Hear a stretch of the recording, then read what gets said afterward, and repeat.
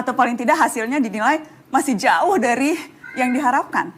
Dan kalau kemudian seperti itu, kenapa harus diberi kepercayaan lagi? 10 tahun saja sudah diakui tidak banyak yang bisa dilakukan. Kenapa rakyat harus percaya lagi, kasih kepercayaan 5 tahun lagi? Sepertinya menunggu aktor yang namanya Ganjar.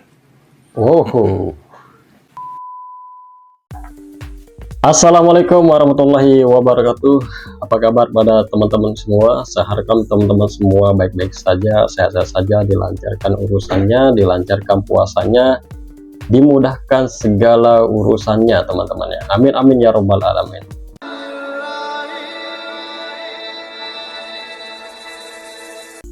Teman-teman yang saya banggakan, dimanapun teman-teman berada, apa benar Pak Ganjar ini lebih hebat daripada Pak Jokowi? Apakah benar Pak Ganjar lebih mantap daripada Pak Jokowi ya? Apakah Pak Ganjar memang aktor yang ditunggu-tunggu oleh bangsa Indonesia untuk menggantikan Pak Jokowi setelah Pak Jokowi merusak tatanan demokrasi katanya teman-teman?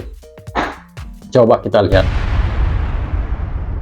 Wah, apakah artinya selama 10 tahun berkuasa tidak ada yang dihasilkan? Atau paling tidak hasilnya dinilai masih jauh dari yang diharapkan. Dan kalau kemudian seperti itu, kenapa harus diberi kepercayaan lagi? 10 tahun saja sudah diakui tidak banyak yang bisa dilakukan. Kenapa rakyat harus percaya lagi, kasih kepercayaan 5 tahun lagi? Sepertinya menunggu aktor yang namanya Ganjar. Maka saya tadi bilang, kalau regulasi sudah, kelembagaan dan sistem sudah, maka tinggal aktor. Maka kemudian kalau Anda cerita kepercayaan, aktor ini sangat menentukan. Banyak kepala daerah, bupati, wali kota, atau mungkin menteri, atau presiden, wakil presiden, event itu. Dan kemudian ada persoalan, siapa yang mengambil inisiatif untuk menyelesaikan itu? Anda mau katakan bahwa selama ini aktornya yaitu Presiden Jokowi tidak cukup bisa melakukan itu dan akan berbeda kalau aktornya Anda? Saya kira iya. Baik teman-teman yang saya banggakan, kalau melihat dari sisi video yang tadi teman-teman, Pak Ganjar sudah menunjukkan dirinya sangat berambisi untuk menjadi presiden gitu teman-teman ya. Bahkan sampai Pak Ganjar tadi itu menyatakan dirinya adalah orang yang terbaik dari Pak Jokowi. Seperti itu teman-teman. Tapi apakah tidak ada persoalan lain begitu teman-teman?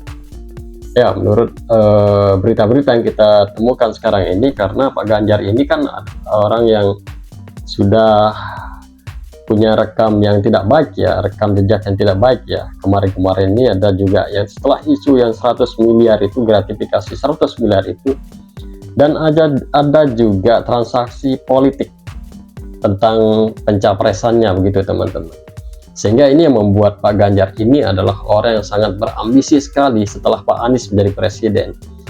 Antara 01 dan 02 ini adalah orang-orang yang sangat mempunyai ambisi yang sangat serius untuk menjadi presiden. Ya, kenapa ya? Karena itu tadi teman-teman. 01 sama 03 ini sama ya teman-teman.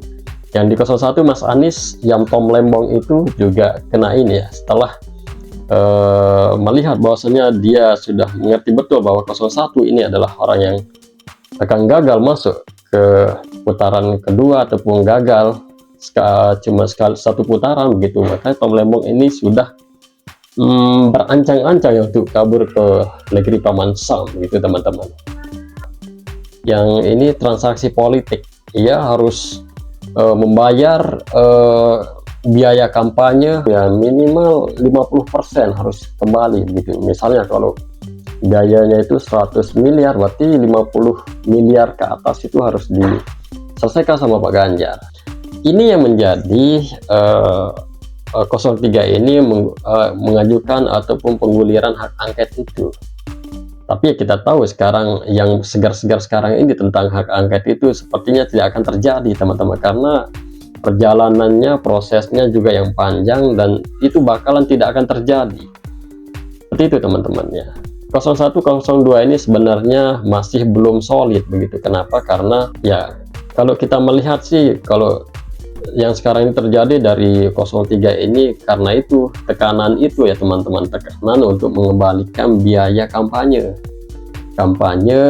paling tidak 50% ke atas itu harus dikembalikan. Kemudian 01 Mas Anies ini juga begitu teman-teman, karena mereka di 01 ini sebenarnya sudah tahu, mereka sudah sadar tidak akan menang, tapi dia pura-pura aja kerja seperti itu teman-teman, pura-pura kerja, habis-habisan kerja supaya terlihat kerja begitu teman-teman. Ya mungkin mereka di 01 dan 03 ini antara Anies Muhaimin dan Ganjar Mahfud ini masih berusaha karena biar tidak terlihat lalai terhadap bohir atau bohir-bohirnya begitu teman, orang yang menyokong, orang yang membiayai kampanyenya begitu teman-teman. Yang lebih santer sekali Pak Ganjar ini tertekan karena itu tadi teman-teman, harus mengembalikan 50% biaya kampanyenya teman-teman. Baik teman-teman, terima kasih banyak, sampai jumpa pada video saya selanjutnya. Semoga teman-teman semua sehat-sehat selalu ya, dilancarkan puasanya. Amin amin ya robbal alamin. Assalamualaikum warahmatullahi wabarakatuh.